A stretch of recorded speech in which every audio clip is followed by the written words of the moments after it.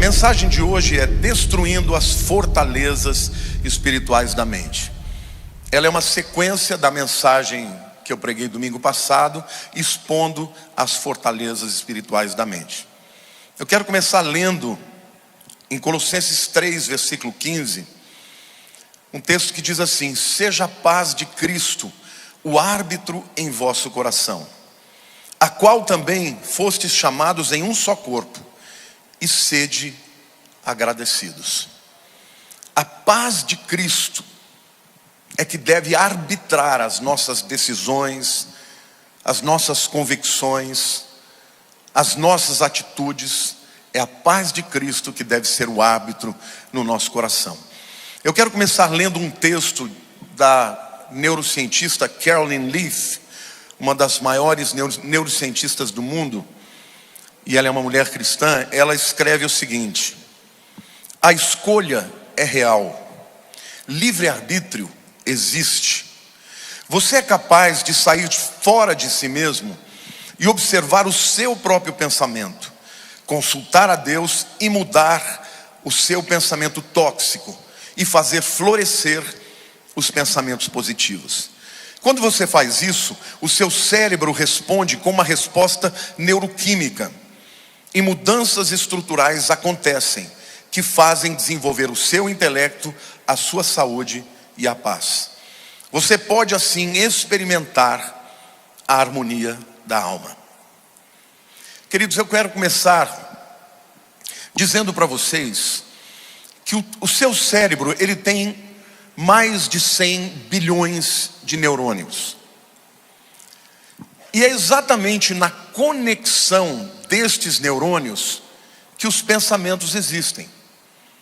Este é um processo eletroquímico. Ele é elétrico na medida que existe a transmissão de eletricidade de um neurônio para o outro, mas é químico também, na medida que existem neurotransmissores que ajudam na sinapse, na conexão entre dois neurônios. Para vocês terem uma ideia, um neurônio é capaz de fazer 10.000 conexões. Imagine do que uma mente humana é capaz de fazer. Os cientistas descobriram nos últimos 20 anos que os nossos pensamentos ocupam um lugar físico no seu cérebro. Você sabia disso? Por exemplo, quando alguém começa a aprender a andar de bicicleta, não é natural. O equilíbrio não é firme. A pessoa, quando pedala, às vezes cai. Mas com o tempo que ela vai treinando, o cérebro vai construindo estruturas mentais que, na verdade, alojam essa nova habilidade de você andar de bicicleta. De maneira que, quando isto é finalizado, aquela estrutura de pensamento faz com que você pedale sem pensar. Existe até o ditado que diz: isso é fácil como andar de bicicleta. A gente nunca esquece. Já ouviram esse pensamento? Por quê? Porque aquela estrutura que te permitiu andar de bicicleta foi formada na sua mente. Os cientistas, então, hoje afirmam com categoria e com certeza de que todos os pensamentos que nós temos, se são repetidos, eles acabam por formar uma estrutura física no seu cérebro. Então, aprender uma nova língua, estudar uma matéria na faculdade, tudo isso você constrói estruturas de pensamentos físicos. Ao mesmo tempo, quando você tem uma tristeza, uma decepção, uma perda, você pode construir também pensamentos que permanecem no seu cérebro, de maneira que toda vez que você pensa naquela situação, volta a doer, você volta a se lembrar de tudo aquilo que você sofreu. Agora, o incrível, gente, não é os cientistas descobrirem nos anos 2000 que os nossos pensamentos formam estruturas físicas. O extraordinário é que 2000 anos atrás a Bíblia já falava sobre isso. Em 2 Coríntios capítulo 10, os versículos 3 a 5 diz o seguinte: Porque embora andando na carne, não militamos segundo a carne. O que ele está dizendo aqui é o seguinte: embora a gente viva no mundo físico, né, carnalmente, a nossa guerra não é simplesmente no mundo físico. Ele diz assim: porque as armas da nossa milícia ou da nossa guerra não são humanas, não são carnais, e sim poderosas em Deus para destruir fortalezas, anulando nossos sofismas e toda altivez que se levante contra o conhecimento de Deus, e levando cativo todo pensamento à obediência de Cristo. O que Paulo está dizendo, gente, é que nós vivemos no mundo físico, mas lutamos numa outra atmosfera espiritual.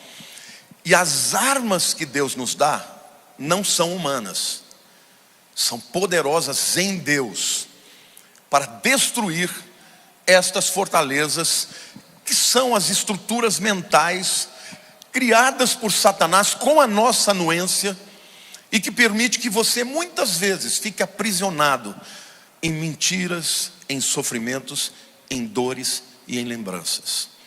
Em toda ansiedade que vem por conta de uma experiência negativa, todo trauma, toda ferida, toda insegurança, tudo isso acontece porque existem estruturas mentais que te aprisionam. A estas estruturas a Bíblia chama de fortalezas da mente. Mas o texto aqui, ele fala algo interessante. Quem é que dá as armas espirituais? Deus, diga Deus.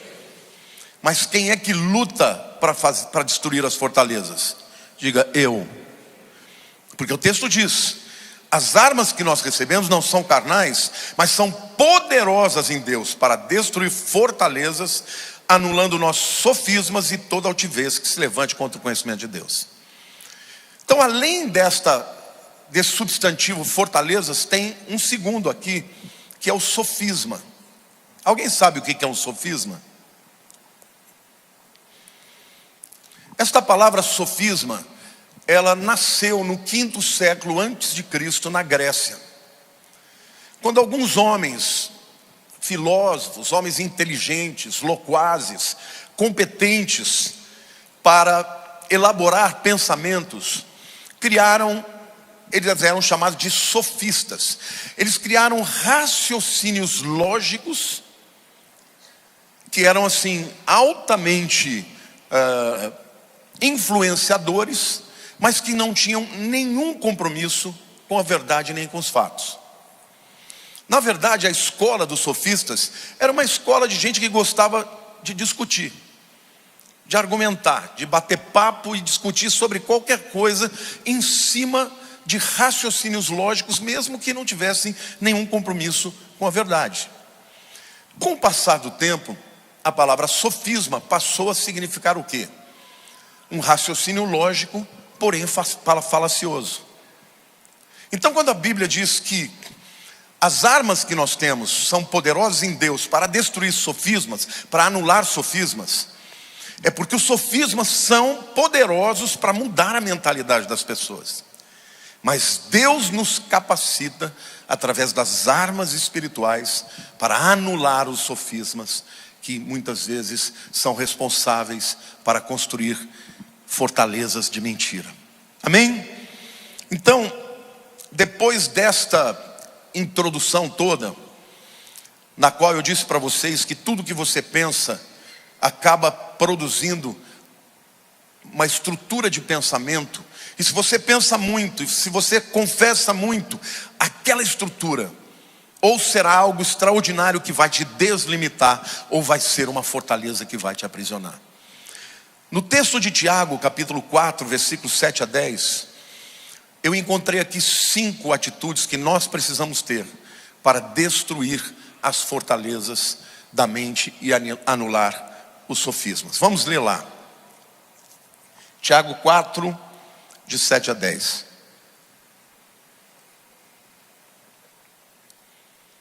Sujeitai-vos, portanto, a Deus, mas resisti ao diabo e ele fugirá de vós. Chegai-vos a Deus e ele se chegará a vós outros.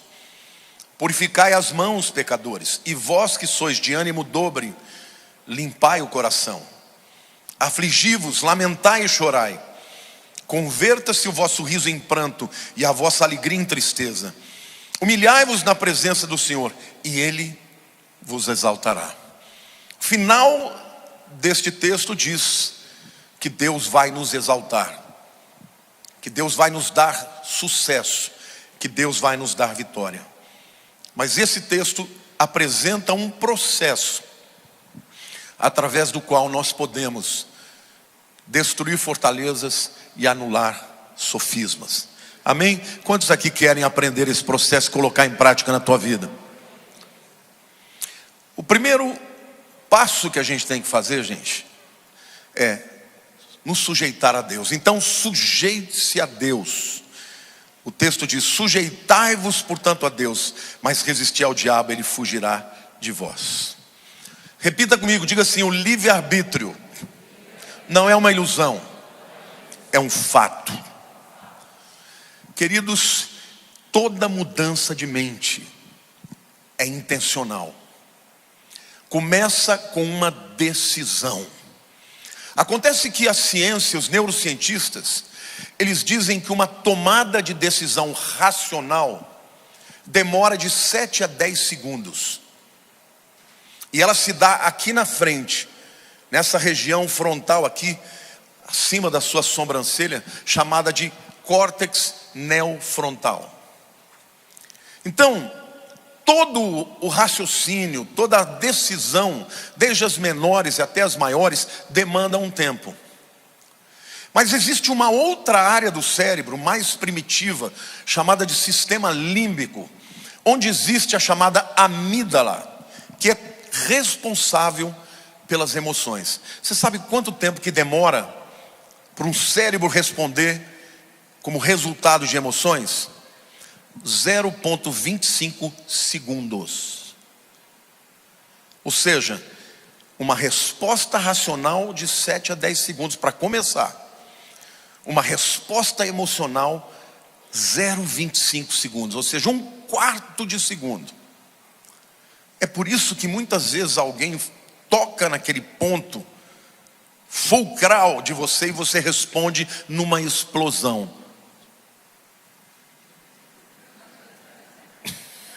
Sim ou não? É aquela explosão. Bah! Aí depois passa o tempo e você fala: meu Deus do céu. O cérebro humano é muito complexo. Agora, tudo aquilo que é resposta emocional é desastroso. Você destrói um relacionamento, você destrói uma amizade, você destrói uma vida num momento de rompante, num momento em que você reage dominado pelas emoções. O gaúcho que está ali, aliás, gostei de ver aqui na frente, viu? Uma vez me mandou um artigo para eu ler, você lembra disso? O sequestro da amígdala. Não é essa amígdala daqui não, tá? É aquela porção do sistema límbico que é responsável pelas emoções. Muitas vezes nós todos somos sequestrados. Eu durante a minha juventude inteira, gente, eu era sequestrado pela amígdala. Eu era bonzinho, mas tocava naquele ponto, eu explodia. Até que um dia o Espírito Santo falou assim: bonito, né? Você fica aí se desculpando, dizendo que você é assim mesmo. Você está me envergonhando. Comece a tomar a decisão de mudar. E eu comecei a tomar a decisão de mudar. O Colucci, que está aqui um dia, também está aqui. Um dia ele fez um comentário que eu não sei se foi em tom de crítica ou de elogio, mas eu adorei. Ele falou assim: porque às vezes você está tratando com os discípulos, né? Às vezes um fala mais duro, outro fala mais leve. E ele disse assim: ah, pastor, a pastora bate e você assopra. Eu falei: como é que é? Repete. Porque, gente, a vida inteira quem fazia o papel duro era eu. E agora eu vi de um companheiro de ministério que eu sou doce, eu fiquei muito feliz. Olha, deu trabalho, viu? De vez em quando o velho homem ainda grita, ainda quer voltar à vida. Morre, desgraçado. A verdade, gente, é que muitas pessoas são dominadas por emoções. A emoção, ela é imediata.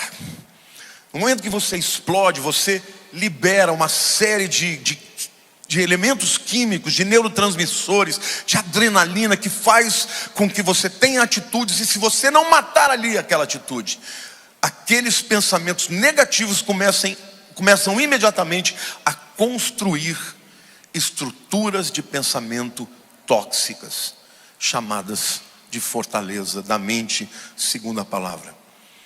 Então, por uma decisão, eu escolho obedecer a Deus e me sujeitar a Ele. De maneira prática, gente, em qualquer situação da tua vida, quando você estiver diante de uma atitude que você cometeu, ou que está com vontade de cometer, que seja contrária à palavra de Deus, escolha dizer que a palavra é verdade e o que você sente é mentira. Amém ou não? É uma escolha sua. A palavra arrependimento no grego é metanoia, é mudança de mente. 99,9% das pessoas do mundo agem por aquilo que sentem. E a Bíblia diz que o coração do homem é extremamente corrupto. Quem o conhecerá? O que você pensa não é a verdade. A verdade é a palavra de Deus. Então escolha dizer sim para a palavra e não para os teus sentimentos. Davi dizia: ó minha alma, porque está abatida, espera em Deus. Quando você se entrega para as emoções, meu querido, o resultado é terrível. São escolhas erradas. Mas quando você obedece à palavra de Deus, por uma escolha, o diabo vai perder para você. Lá no Getsêmani, o próprio Jesus, estava diante de uma decisão que mudaria não só a história da sua vida, mas da humanidade.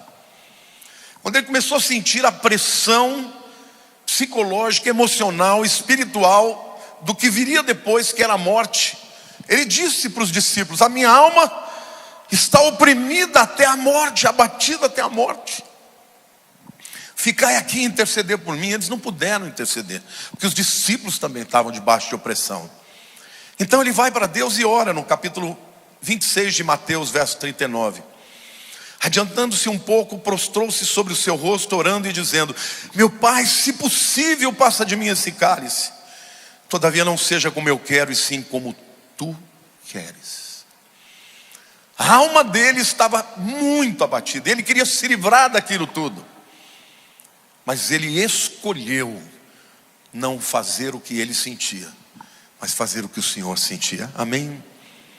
Por isso que eu digo que a vitória não começou na cruz, começou no Getsêmani. Lá em Mateus 6, versículo 10, ele diz: venha o teu reino, faça-se a tua vontade, na terra como no céu. Na tua vida, a vontade de Deus só será feita se você decidir assim. É intencional, é escolha do homem. Não importa o que eu sinto, tem dia que eu sinto que Deus me ama, tem dia que eu sinto que Ele não me ama. Eu continuo a agir sabendo que Ele me ama. Amém ou não? Este é o primeiro passo em relação à desconstrução dessas estruturas mentais. Porque os sofismas, o engano, que foram construídos através de raciocínios falaciosos, que tocaram em emoções, sentimentos, se você deixar, eles permanecem. Mas se você combater com a palavra de Deus, sujeitando-se a Deus, certamente esses raciocínios desaparecerão. Os cientistas também dizem, gente, que da mesma maneira que você constrói uma estrutura física, você, se não usar, ela é destruída aos poucos. Por exemplo, eu com 13 anos eu comecei a tocar violão. Comecei com 12 horas por dia. No auge eu tocava 16 horas por dia de violão. Gente, eu pegava o violão, eu não tinha que esquentar, eu estava quente. Eu fazia escalas velocíssimas, sem nem esbarrar. Por quê? Porque eu investi muito tempo naquilo. Eu passei anos sem tocar violão, acho que uns 7 anos eu não tinha violão, só tocava piano. O dia que eu peguei no violão, comecei a trastejar, a velocidade não ia, os acordes não saíam limpos. Eu não entendia por quê. Hoje eu entendo. Porque quando você não usa aquela estrutura mental, ela se desfaz. Deixa eu dizer uma coisa para você. Aqueles pensamentos que te fustigaram durante anos e que foram alimentados pela tua palavra, pelas tuas atitudes, se você parar de falar sobre isso, eles vão desaparecer. Quando você substituir o ninguém me ama porque eu sou amado de Jesus, quando você substituir a ansiedade, não vai dar certo, eu vou quebrar, as coisas não vão acontecer, porque Deus é o meu provedor, Ele é Jeová Jiré, gradativamente. E quanto mais você investir nesta nova estrutura mental de fé, de sujeição a Deus, mais rapidamente aquelas estruturas mentais que te aprisionam vão se destruir, pedra por pedra. Amém? Você pode aplaudir o Senhor?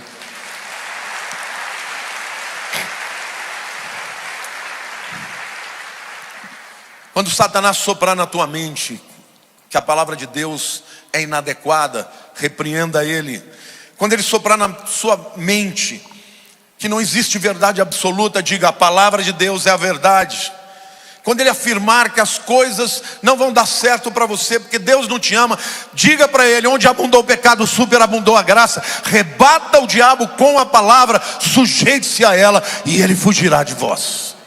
Amém? É intencional, é uma escolha sua. Eu me lembro que o Boré, muitos aqui conhecem o Boré. O Boré era um jovem que se meteu nas drogas até o mais profundo que alguém pode ir. E ele um dia se converteu. E ali começou a guerra do Boré para não usar mais drogas. E ele venceu. Já deve fazer uns 30 anos que ele não usa droga. E um dia eu perguntei para ele: como é que foi a sua luta? Ele falou: pastor, era enfrentar o cão. Eu falei: mas como é que você venceu? Ele falou: eu ia na igreja o dia inteiro, todo dia. Tinha um culto, eu ia. Tinha uma reunião de oração, eu ia. Tinha uma escola dominical, eu ia. Tinha um seminário, eu ia em tudo quanto é lugar, porque eu tinha que encher a minha mente de Deus. E foi assim que ele venceu. Sujeitai-vos, pois, a Deus, e resisti ao diabo, e ele fugirá de vós. Amém? Quando você submete intencionalmente a Deus e a sua palavra, essas fortalezas que são alimentadas e construídas pelo diabo vão ruir na tua vida. A segunda atitude que você precisa ter é resistir ao diabo, e ele fugirá de vós. Mas como é que você resiste a um ser tão poderoso, gente? Eu quero dizer que você começa a resistir através da morte do eu. Em Mateus 16, 24, o texto diz: então disse Jesus aos seus discípulos: se alguém quer vir após mim, a si mesmo se negue, tome a sua cruz e siga-me. Hoje os estudiosos da mente dizem que nós vivemos numa geração de frouxos. Uma geração que foi formada, gente, com conforto, com comodidade. Hoje você quer mudar o canal? Você quer baixar o vidro do seu carro? É tudo fácil. Hoje as pessoas querem conforto. Eu quero ser feliz. Eu mereço ser feliz. E aí destrói todo mundo que está em volta. Então é aquele indivíduo de 60 anos que quer ficar com a menina de 20. Vai olhar no espelho, seu velho. Me desculpe. Quem é que tem 20 anos? Cadê o Kevin? Kevin tem 30, mas vem cá o Kevin. O Kevin está por aí ou saiu? Quero um cara bem bonito. Um jovem bem bonito no auge. Vem cá. Até vocês estão com muita vergonha. Não é possível que não tenha um jovem aí bonito. Cadê o Ramon?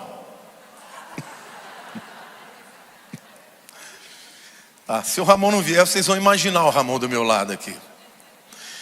Imagine uma menina de 25 anos tendo a escolha de ficar com um jovem como com o Ramon, não, porque ele já é comprometido, viu? Mas com um jovem como o Ramon ou com um velho como eu. Quem que ela vai escolher? O Ramon. Eu falei uma vez para um cara desse, falei: meu filho, Você já viu pobre com mulher bonita? Ele quer sua grana. Sai fora. Cadê? O Kevin está vindo? Chega aqui, Kevin. Precisa cortar essa barbinha aí que se enfeia, mas você é mais bonito do que isso. Eu vi esse menino aqui, ele era desse tamanho assim, ó. Eu falava para ele assim: ô Kevin, eu sou o The Flash. Tá falando que é verdade. 5 anos ele tinha. Eu falava: olha aqui, eu vou correr até lá e vou voltar. Ele falava: já foi? Eu falei: já fui e já voltei. Mas olha que moço bonito. Imagina se uma moça de 25, 30 anos vai querer ficar com um cara que nem eu. Vai querer um dele, não é? Muito obrigado. Pode aplaudir.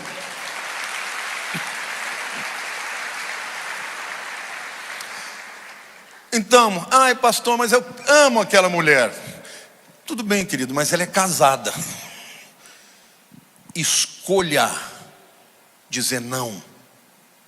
Você não sai do adultério porque está sentindo, você sai porque você decidiu resistir ao diabo e ele fugirá de vós. É uma escolha, resista ao diabo, amém ou não? Ah, mas eu não consigo. Consegue sim.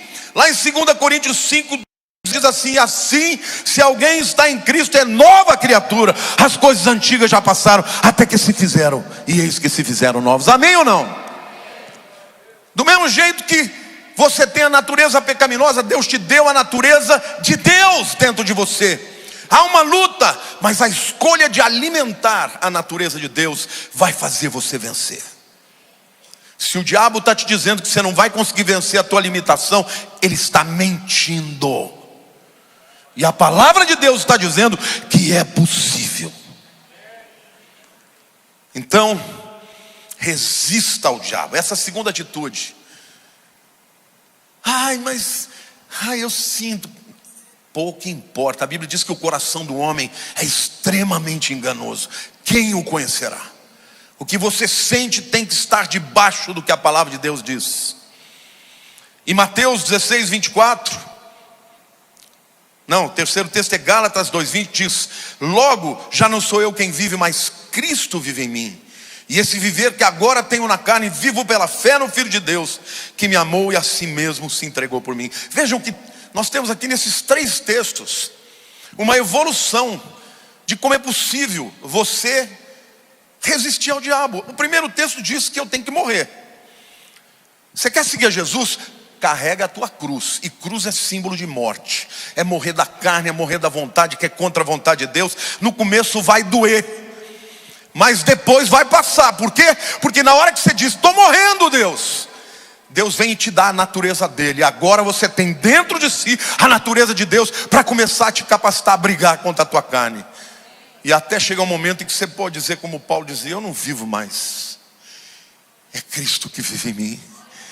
E a vida que eu vivo na carne é a vida do Filho de Deus. É para glorificar o Filho de Deus. Amém, igreja? É possível, mas tudo começa aqui. Então resista a Satanás. Diga para ele: não, diabo, você não vai me vencer. Você não vai destruir a minha vida. Você não vai destruir os propósitos de Deus para a minha vida. Amém ou não? Não pelos sentimentos. Há caminhos que para o homem parecem direitos, mas que no final são caminhos de morte. Mais do que seguir a Cristo, é deixar Ele viver em você. A terceira atitude que nós precisamos tomar para destruir essas fortalezas: aproxime-se de Deus. Tiago 4, versículo 8, a primeira parte diz: chegai-vos a Deus, e Ele chegará a vós. Pessoas que estão debaixo das fortalezas da mente são pessoas que lutam com a rejeição. Satanás te tenta, você cede e cai, aí ele vem e te acusa. Deus não te perdoa, já era, não tem mais jeito. E aí a pessoa fica no lugar dela, quando não faz coisa pior, né? De se afastar de Deus. A Bíblia está dizendo: chegai-vos a vós. Chegai-vos a Deus e Ele se chegará a vós. O fato de você não sentir a presença de Deus não significa que Ele não esteja com você. Ele diz: estarei convosco todos os dias até a consumação dos séculos. A Bíblia diz que você pode entristecer o espírito, você pode apagar o espírito, mas ele continua dentro de você. Então, diga assim: Deus está comigo todos os dias, até o fim. Não é Ele que se afasta de nós, somos nós que nos afastamos dEle. Mas Ele continua conosco.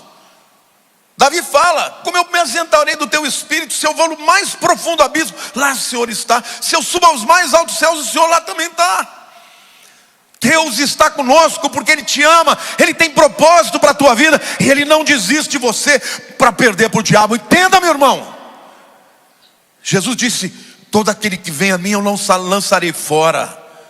Ele vai lutar por você, mas é você que vai tomar a decisão de deixar de ser um coitadinho que perde para o diabo todo o tempo e é manipulado pelos sentimentos e pelas emoções, e vai ser mais intencional, e vai se levantar contra o diabo, e vai dizer: eu vou me sujeitar a Deus, e eu te resisto, Satanás. Amém ou não?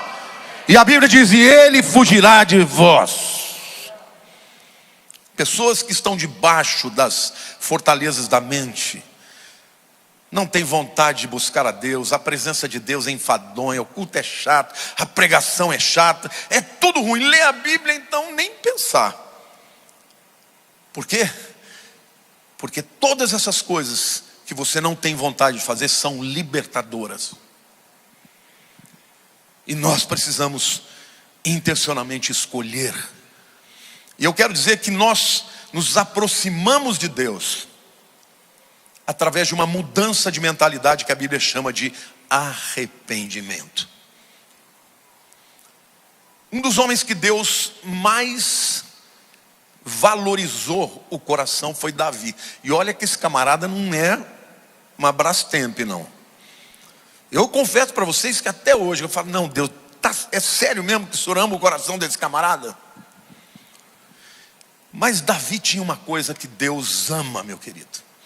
Salmo 51, ele está arrasado, porque ele se entregou aos desejos da carne, foi lá, teve o sexo com Betseba, que era uma mulher casada, ela engravidou, ele teve que mandar matar o marido dela, porque senão ela ia ficar grávida, ele estava na guerra, não estava tendo relação com ela, ela ia ser apedrejada, gente.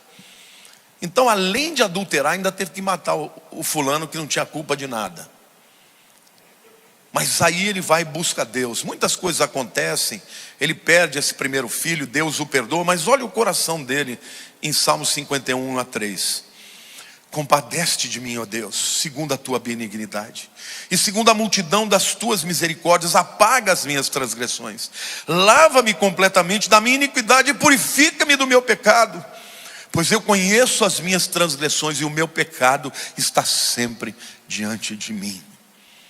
Senhor, eu reconheço que eu fiz é terrível, mas perdoa-me, Senhor.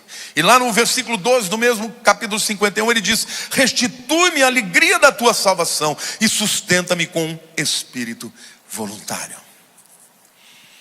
Davi não deixou de buscar a Deus porque pecou, ao contrário, ele buscou a Deus, se quebrantou, se arrependeu, e Deus o perdoou. Querido, achegue-se a Deus. Não importa o que você tenha feito, o que Jesus fez na cruz é mais poderoso do que o seu pecado. Não se afaste de Deus, não acredite na mentira de que Deus não te ama. Você se lembra da parábola do filho pródigo? Aquele filho pródigo fez o que tinha de pior, e quando ele perdeu tudo, ele resolveu voltar. Se fossem os homens, ia dizer: agora gastou todo o meu dinheiro, se atolou no pecado, agora vem aqui pedir arrego, vai te catar, meu. Mas não, a Bíblia diz que o pai já estava de braços abertos e correu para ele. Querido, Deus te ama, essa é a verdade. Deus te ama e Ele não desistiu de você. Enquanto houver vida, há oportunidade do arrependimento, e o arrependimento é mudança. mudança de mentalidade. Amém. Glória a Deus, glória a Deus.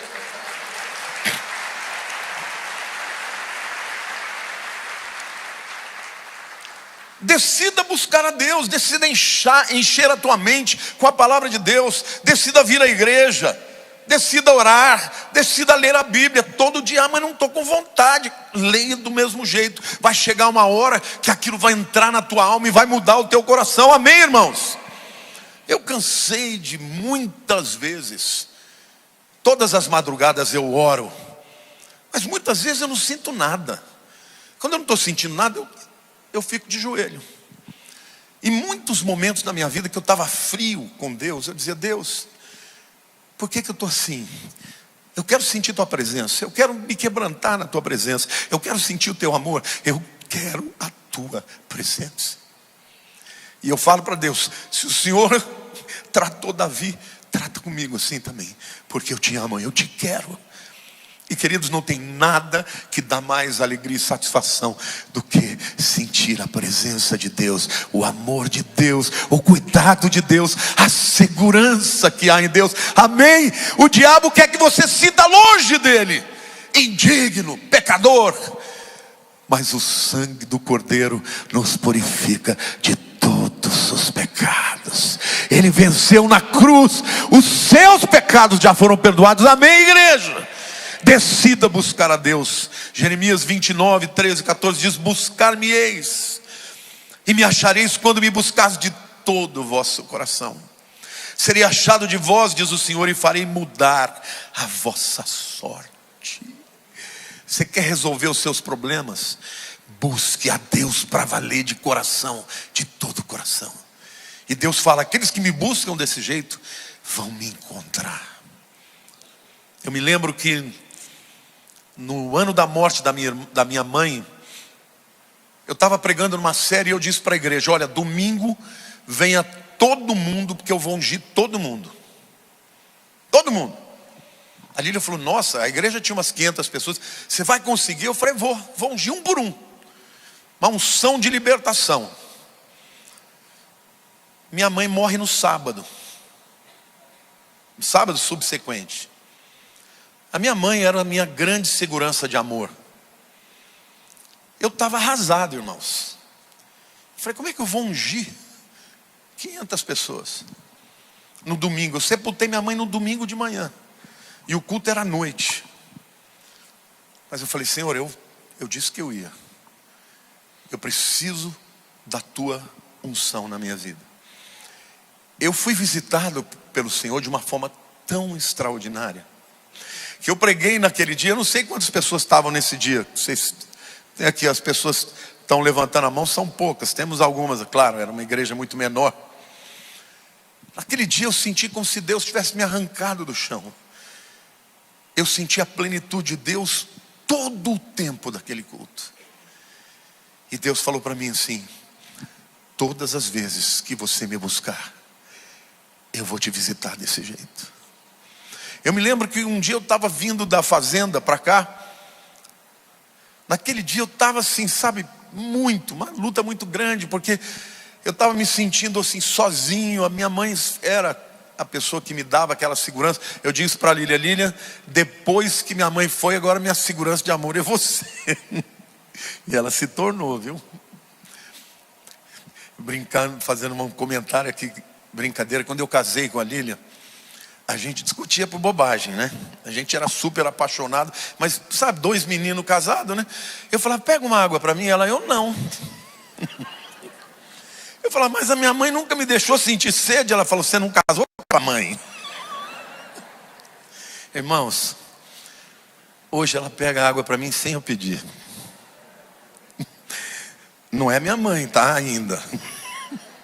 Ainda fazemos aquelas coisas assim.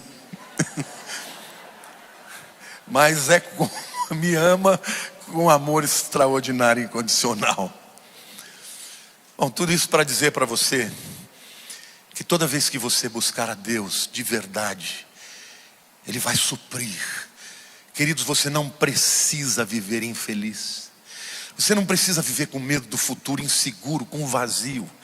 Eu estou cansado de receber crentes que não têm alegria, não têm satisfação. A satisfação só Jesus que dá. Busca Ele, chegai-vos a Deus e Ele chegará a vós, amém. Você pode aplaudir o Senhor e dizer: eu creio nessa palavra. Oh, aleluia.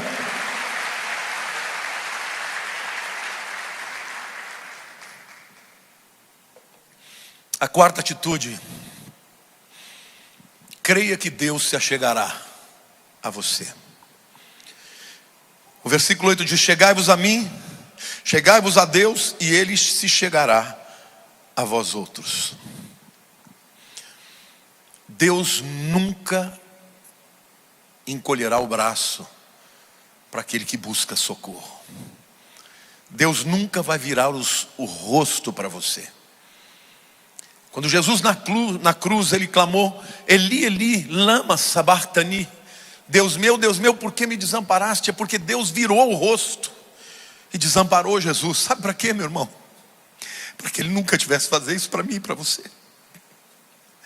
Você imagina? Filho é a pessoa que você mais ama. Você dá a vida sem pensar. E se nós que somos seres humanos falhos somos capazes de fazer isso, que dirá Deus? E Deus virou o rosto para Jesus, para que Ele não precisasse virar o rosto para você. Então, querido, creia. Quando você estiver diante de um apuro, de uma dor, de uma dificuldade, de uma depressão, de uma angústia, clame por Ele, achegue a Deus e Ele se achegará a você. Deus é um Deus de perdão, de reconciliação. Deus é um Deus de propósito, e o propósito que Ele tem para a sua vida está na eternidade. Certa vez Pedro chegou para Jesus perguntando: Senhor, quantas vezes eu tenho que perdoar, hein? 7 vezes. E na cultura hebraica o número 7 é o número da totalidade. Ele falou: é sempre mesmo? Jesus falou: não, Pedro, 70 vezes 7. E se ele disse que Pedro devia fazer isso, é porque ele faz antes. Por isso que a Bíblia diz que quando nós confessamos os nossos pecados, Ele é fiel e justo para nos perdoar os pecados e nos purificar de toda injustiça. Esse é o coração de Deus. A consciência do pecado nos faz fugir de Deus, mas o arrependimento nos aproxima de Deus. Hebreus 4,16 diz assim: acheguemo-nos, portanto, confiadamente, diga confiadamente, junto ao trono da graça, a fim de recebermos misericórdia e acharmos graça para socorro em ocasião oportuna. Isso significa, gente, que o trono da graça já está lá, mas quem se aproxima dele sou eu e você. Isso é literalmente uma ordem de Deus. O tempo é um substantivo hortatório, é uma ordem. Achegue-se a Deus confiadamente, junto ao trono. Trono do quê? De lei, de juízo, diga de graça, a fim de recebermos misericórdia e acharmos graça para socorro em ocasião oportuna. Quando você chega a Deus, diante de Deus, antes de pecar, a graça dele será oportuna para te livrar do pecado. Mas se você tiver caído e você chegar a Deus no trono da graça, a graça dele será oportuna para te perdoar o pecado. Agora, Deus quer que nós nos aproximemos dele, irmãos, porque quanto mais perto dele nós estamos, mais longe nós estamos do pecado e do diabo, amém ou não? Quanto mais na atmosfera de Deus, mais você vai viver a vitória. Então é assim que você desconstrói as fortalezas da mente, com atitudes intencionais. Em primeiro lugar, sujeitando-se a Deus e a sua palavra, e o diabo vai fugir de você. Depois, nos achegando a Ele e crendo que Ele se achegará em nós, como uma atitude não simplesmente resposta de um momento emocional do culto, mas de uma mudança de vida. Amanhã cedo vai ler a Bíblia e vai orar antes de sair do teu trabalho. Isso é intencional. Gaste tempo com Deus e Deus vai falar com você, amém? Quando Pedro andou nas águas, ao olhar para os lados, ele afundou. Mas quando ele clamou, Jesus estava lá. E Jesus sempre estará perto de você para te livrar quando você clamar. E a última atitude que nós precisamos ter, meus queridos,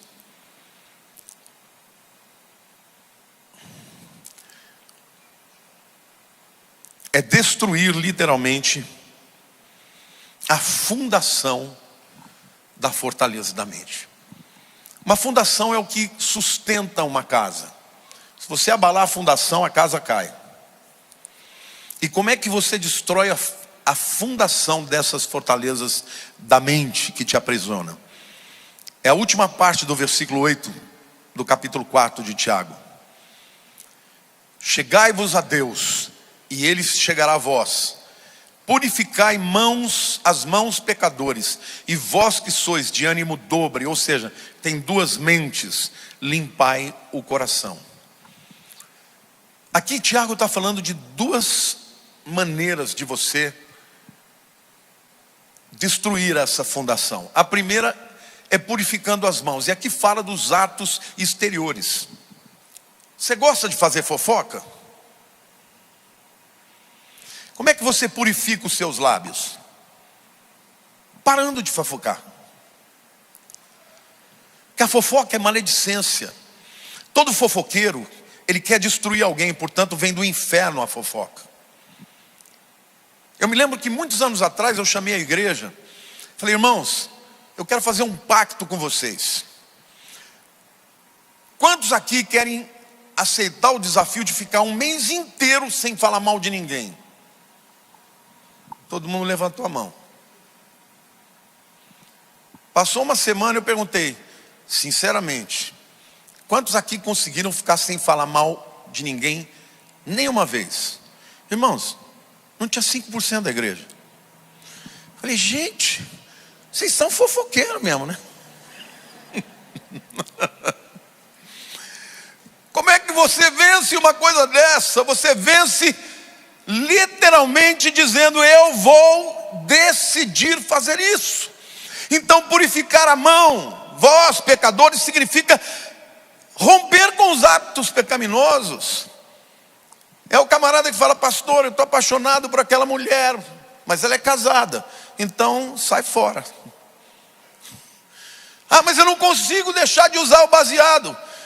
Meu irmão, você não está conseguindo, vai para um centro de recuperação, mas decida que você vai abandonar. Enfrente o seu pecado até que Deus te dê a vitória, amém? Pode não ser que não aconteça de uma hora para outra, mas você vai vencer se você tiver a intenção. A primeira maneira de você começar a destruir a fundação é purificando as suas mãos, ou seja, confessando a Deus o seu pecado e deixando o pecado. Mas a segunda maneira é vós que tem ânimo dobre. Vou ler o texto aqui para não deixar nada de fora. Vós que sois de ânimo dobre, limpai o coração. O que é ânimo dobre? Uma hora você é crente, outra hora é um demônio. Uma hora você ama, outra hora você odeia. Uma hora você é fiel, outra hora você é infiel. Escolhe, meu irmão. Purifica o coração, vai para Deus. Diga: Deus, eu não quero mais ser assim. Eu quero ser um crente que te agrada, amém? Que tem autoridade no testemunho. Mas vejam como em todas essas ações, Deus fala que a responsabilidade é tua. Livre-arbítrio é um fato. Deus vai cobrar de mim e de você todas as atitudes que a gente tem. Eu conheço muitas pessoas que se entregam a Jesus e rapidamente se tornam uma potência. E conheço outras que passam a vida inteira amarradas nos mesmos pensamentos e os mesmos pecados. O que faz de uma ser tão vitoriosa e a outra tão derrotada? Não pagou o preço necessário. Então, querido, purificai as mãos, Mas vós que sois de ânimo dobre, limpai o vosso coração. Amém?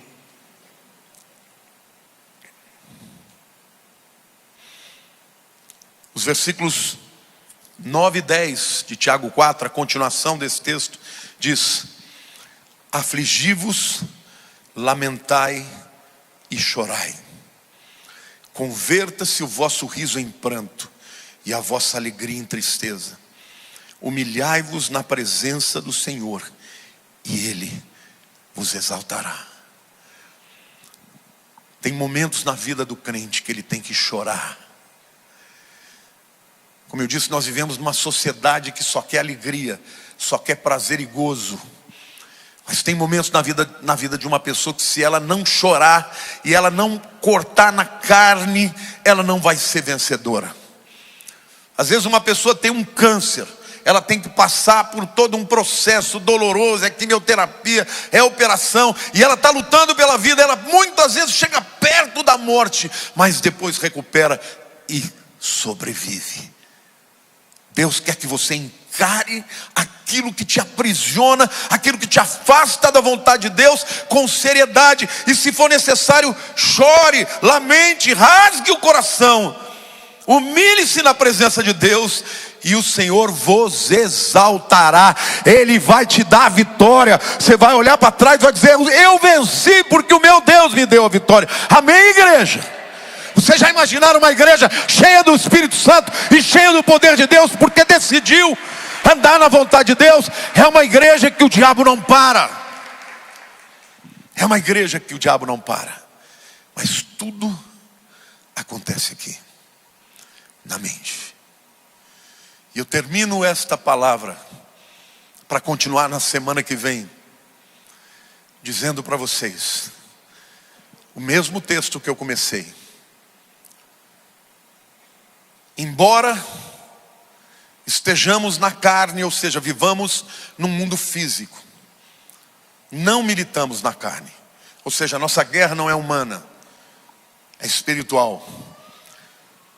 Porque as armas da nossa milícia não são carnais, mas são poderosas em Deus, para destruir fortalezas e anular sofismas e toda altivez que se levante contra o conhecimento de Deus. O que Deus precisava fazer, Ele já fez. Você tem o Espírito Santo, você tem o sangue de Jesus, você tem a palavra de Deus. Mas quem vai destruir as fortalezas, quem vai anular os sofismas, é você e eu. É uma escolha que você faz perante o Senhor.